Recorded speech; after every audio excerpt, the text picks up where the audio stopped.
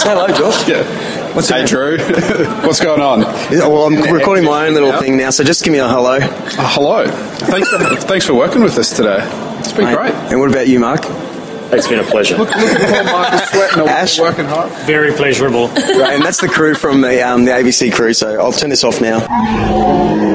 I was fortunate enough for a couple of great men to pull me aside and you know, at the right time, and I sort of listened, you know, and sort of led me to learn other things and I suppose about myself and about others, you know, because I mean, you know, you need three men in your life. The first bloke you need a mentor, a coach, a father or a father figure, someone to show you how to get to the next level. You need mates on the same page for that social aspect. And the third bloke you need to be helping somebody.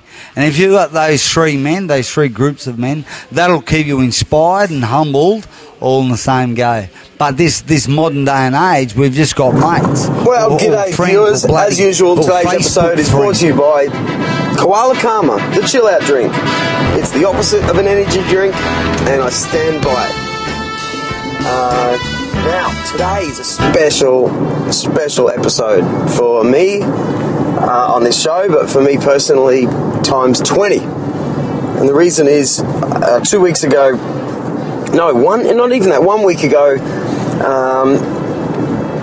Dion Swanborough, who I interviewed just for 10 minutes one day at the We Are Podcast conference. I said, hey mate, you've ever been on a show? And he goes, no. So I forced the mic in his mouth, and anyway, just through that connection, just last Monday, he bumped into a guy from ABC TV in Brisbane. And told him the story about me, you know, just podcasting with people I really like and admire, and how I often get the caravan out, my little on-air studio podcast caravan. Oh my God. On the road, and, you know, and talk to people that way. And anyway, Josh Bavas from ABC thought that was a great idea, and he phoned me up and said, hey, do you want to make a feature, you know, do a feature episode on the 7:30 show, which was the 7:30 report. But I initially said no, because I thought, I don't know what you'd actually do, and you know, I don't like saying no to anything, but in this case I was kind of wary. And anyway, the very next day Josh called me back and said, no, there is a story in that, and convinced me a little. And then the day after that, he said, no, the executive producer wants to make this show, and it'll be national all over Australia. So I'm driving along pretty slow. I've got the caravan on the back, you know, and they said, where do you want to do a show? And I said I couldn't think of anything better than to go back to Fight Like a Pro gym at Varsity Lakes on the Gold Coast. We're going to back the caravan in. And hey, what the 7:30 crew don't know is that I'm actually going to be recording this as a podcast, you know, to get the most out of just this great day. So I just kissed my wife and my kids goodbye. It was actually pretty rainy this morning. They were going to come out early and film something else, but we're going to do this over 2 days. So this is day one. Are you there, boys? Ow! Gavin Topp. Oh, mate, what a beautiful day. Hey, another day in paradise. It is. Mate.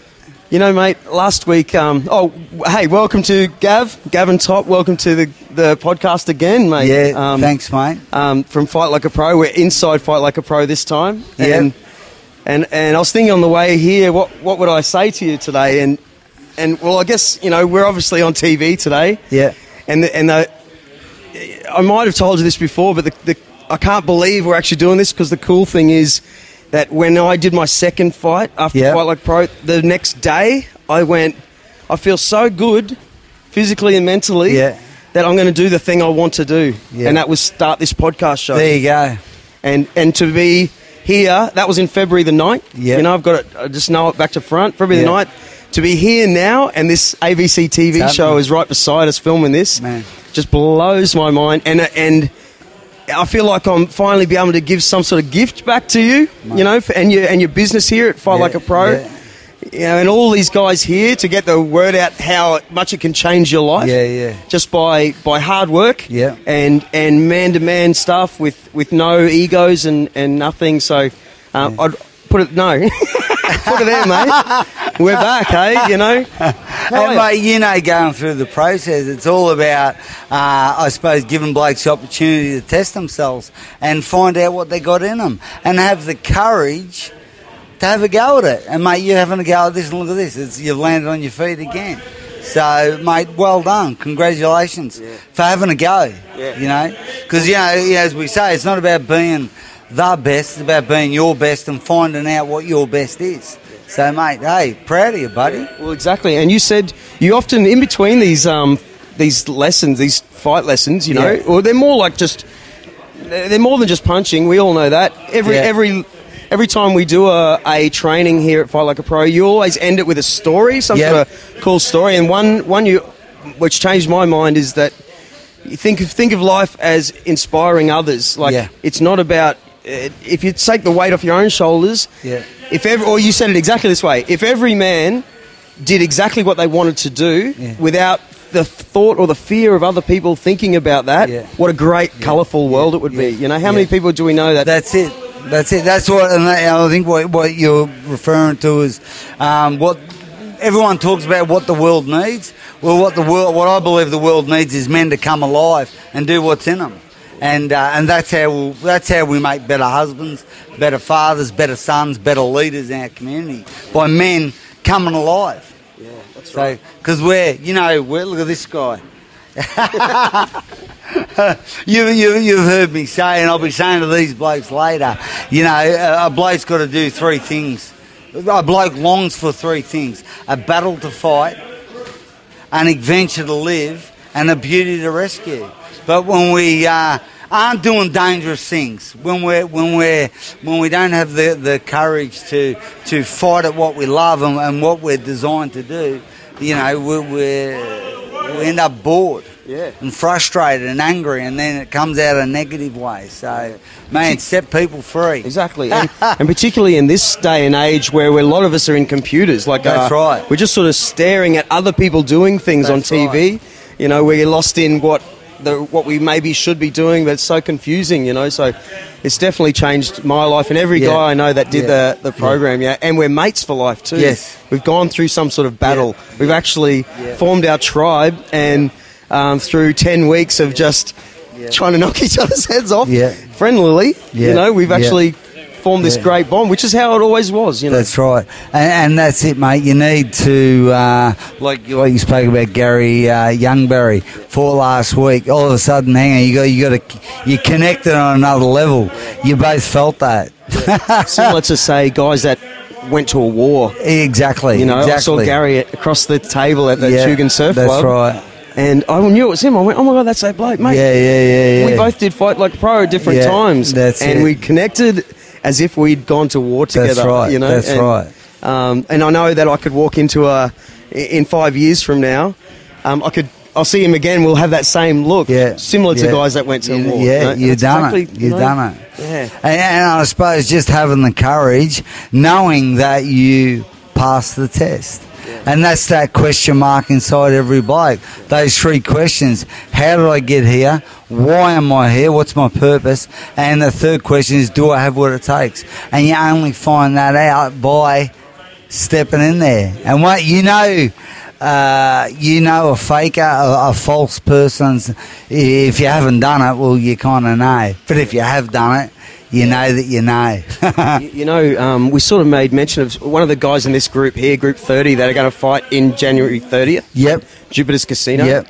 There's a guy that I recognised his face, and you're right, he said he came back. Yeah. And we had a couple of those guys in our group that maybe they didn't put in all the training the first time, but it was burning them up inside. And the only place to fix that was back here. That's right. To actually go, no, I'm going to do it right this time. In my heart, I've just done it. No one can argue with that. You know, lots of sportsmen say that even if they lose a game, or I've heard you say it, you may have lost the fight, one of these big fights you've had, but you you fought with everything, and there was nothing left. Yeah. You won. Yeah. And you see that in this gym a lot, and sometimes take 2 goes. Yeah. How cool is this? Isn't it cool? Hey, Mel, I don't have to ask you, but did you get a photo of this? Leo, could you come and say hello on this for me, please, mate? Come on. This is my own recording. Introduce yourself, mate. Leo Butel. Hi everyone, I'm Leo Butel. I'm the announcer for this wonderful system, and I'm delighted to be here. Oh, okay. This is just a great thing. Well, grab that. What about that? I've been a fan of Don't worry Gavin about it. They're Topp's tough Fight enough. Like a Pro They can since it handle started, and I'm Step very proud right, to be you step involved. I think the journey that these guys make If is just they've got any unbelievable, problems, and they can I talk hope to it you, goes is that forever. right? Good man. I got another great man on tape. Did you see that? Yeah, legend. Geez, they're good shoes. I need some new shoes. Some great shoes. I got a card over there, mate. Yeah. Ray, he's in there. Is he? Yeah. Oh, he makes them. Yeah. Really? Yeah. Wow. Wow. Gav, about 2 weeks, or not even 1 week ago, I saw this amazing photo from in this gym. Yep. And it was your own boy. He's My about, son. so your own My son. eldest son. Yeah, he was about 16 or 15 or something, and he's in the corner. He'd just been sparring, covered in sweat with the gloves on, and behind him is his grandfather, Jack. That's right. Your father. Yes. And you wrote the comment that was something like, here we are, 2 great men. Yeah. But it was in your gym where 700 people had trained to be great. Yeah. It was such a... Do you ever sort of scratch yourself and go like, Yeah. I can't believe I've achieved that success? Like where'd you come from? Well, I suppose, mate, initially, I don't feel like I've achieved the success because it's all the men that are around me, that are supporting me, that are encouraging me and doing what I can't do. It's kind of it's an us. It's Fight Like a Pro. And out of Fight Like a Pro, we've formed another team of men called Better Men. So I don't feel like it's my success. I feel like it's our success. And seeing my father and my son, you've heard me talk in Fight Like a Pro about an initiation process. And I suppose where I've come from, I've looked at Indigenous cultures, what they do to qualify their men from boys to men. And in Western culture, we don't have anything like that. Not really. In a lot of towns and cities, the qualification is if you can get a girl, get into a fight and get drunk, you kind of got the tick from the boys, but mate, that makes false, uninitiated men, which I believe as a result of that, the facts are we do have a 50% divorce rate. We have all these boys that are looking for approval, are looking to be initiated, but not knowing how. And even the men in our town, our cities, our nation, a lot of those men don't feel they are enough. Don't feel they can initiate or not know how to initiate somebody, a boy to a man. So it takes a group of men to do that, which is Fight Like a Pro. The question is, how did you get to get this knowledge? I almost know some of your checkered past, mate. Not even. Yeah, you were just like the rest of us. Yeah. Yeah, well, we're all the same. Mate, I often say, when blokes say, oh, geez, how do you know all this stuff? The first thing I say is probably I haven't made every mistake, but geez, I've made a lot. I would say your social environment reflects where you are at. Yeah. Oh, yeah. That old saying, as iron sharpens iron, man sharpens man. Where a lot of the times we don't talk that well, but when we have a common goal, a common task, and we rub shoulders together, that's how we form relationships much better. We're not like women, nor are we're not designed that way. Yeah. So a lot of blokes almost demasculated and not know what to do. Yep. So they end up. Yep. Which exactly, and again goes back to inspiring others. You can